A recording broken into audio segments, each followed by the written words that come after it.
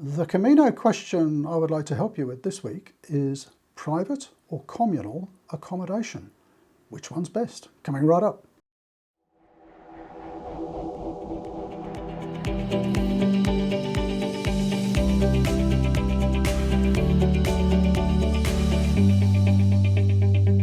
Well, as with all things Camino, there is no best.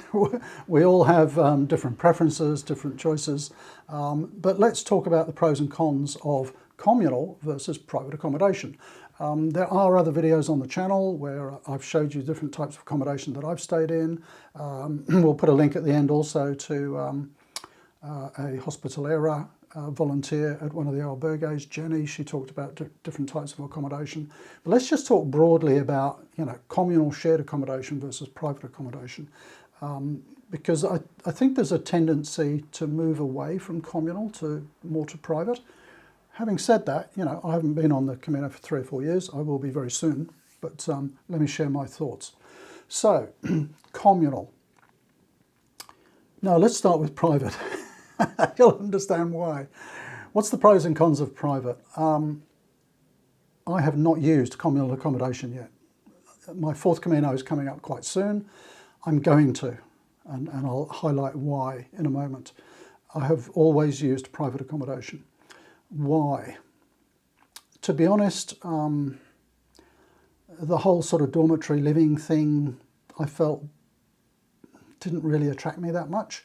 I mean, in an earlier career in the military and so on, I did plenty of dormitory living. I was kind of over it, but I think that's a bit short-sighted. I'll talk about that in a second. So I wasn't too keen on that whole communal thing, the snoring at night and the lack of privacy. I tend to snore a little bit myself, and I like my privacy. I love company on the Camino, but I think, up to now, when it comes to sort of time to go to bed, I like to be able to shut the door, get some peace and quiet and get a good night's sleep. And hey, it's really nice to have your own private facilities too. So there's all sorts of benefits with private accommodation. Privacy being the main one. Of course, the downside is it's going to cost you more. Not a heck of a lot more necessarily. So if you go for the sort of budget end of private accommodation, in very rough terms, that you could get away with as little as the cost of 2 albergue beds to get a private room. So quite often, a couple of pilgrims will share a private room, and they're paying very little more than an albergue. So private accommodation's nice. Quite often you get little perks, like that your host might offer to wash your clothes for you. Very often they'll be providing meals, all those sorts of things. So yeah, for me so far, private accommodation was the thing. One slight downside, a little bit lonely at times.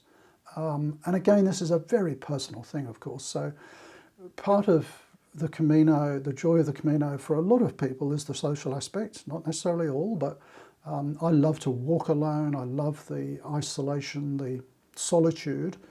But it's really nice to be able to sit down with another pilgrim over a meal or something like that. And when I'm always staying in private accommodation, quite often I might be the only pilgrim staying in a particular place, or you don't kind of get that forced interaction. Sometimes it's a little bit harder to chat with other people. But I have stayed in private rooms in albergues. That's not uncommon. So there's a lot of really great albergues that also have a private room, sometimes with shared facilities, sometimes with private facilities. So Pat and I have used those quite a bit. So that's a little bit of both worlds. You're getting the privacy of your own room, but you're in the albergue, with the broader community. But you're kind of an outsider a bit as well. I think you kind of feel like that. So private accommodation, what will I be using on my next Camino? Quite a bit of private accommodation. I do like my privacy, but I recognise that I'm missing out on the experience of the communal community as well, the communal sort of accommodation as well. And so it's not a question of, I have to try it. I really want to try it because people are saying, that's the true Camino experience and you really ought to try that. And the more I've been reading about it, the more I'm beginning to understand as well that the fact that, I might get a bit of disturbed sleep because of people snoring, or maybe I'm going to be rooming with some people I don't get on with, it's kind of no bad thing. because I think one of the things that we experience on a Camino is kind of being put out of our comfort zone a bit, and having to put up with things that we wouldn't normally put up with, learning to be open and compromising and so on. And I think that's all part of the Camino experience as well. So I guess I've coming a bit late to the party on this to realise that that sort of whole shared accommodation and community thing really probably is quite an important part of the Camino that I've missed out to date. So what are some of the benefits of the communal living style accommodation?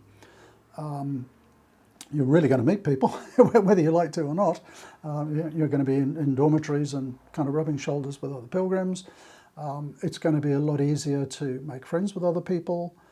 If you're particularly an introverted type, you might find that a bit of a challenge.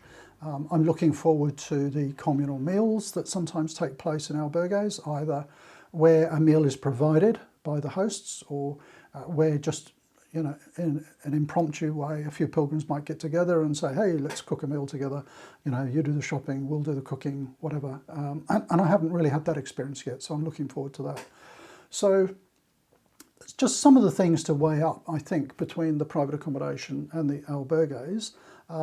During my next Camino, I'll sort of do a few videos and check in and let you know how I'm finding the albergue experience. And I suppose what's prompted me on this particular Camino is that I can't get private accommodation all the way. So it's good. I'm actually being pushed out of my comfort zone for a bit. And I'm really looking forward to that experience. And I've already sort of identified a few albergues that I want to try, all different types. So maybe I'll do a video on different albergues or something like that. So I'm really looking forward to that. So I guess the point of this video is don't necessarily approach your first Camino in particular thinking, I'm going to have private rooms, or I'm going to do the true Camino thing and stay in albergues. I think it's about having a mix and a blend and just trying out different stuff. Maybe you will like the albergue experience, but after a few nights, maybe you're not sleeping too well, and you could buddy up with someone and get a private room so you get a good night's rest. To me, the Camino is about mixing it up and just trying out different things and seeing what happens. So there we go, just some thoughts on private versus communal accommodation. Which do you prefer? Do comment down below. Do you one way or the other, communal or private? Or is there one that you really don't like for a particular reason? I'd love to hear. But thanks for watching and see you next time. Bye for now.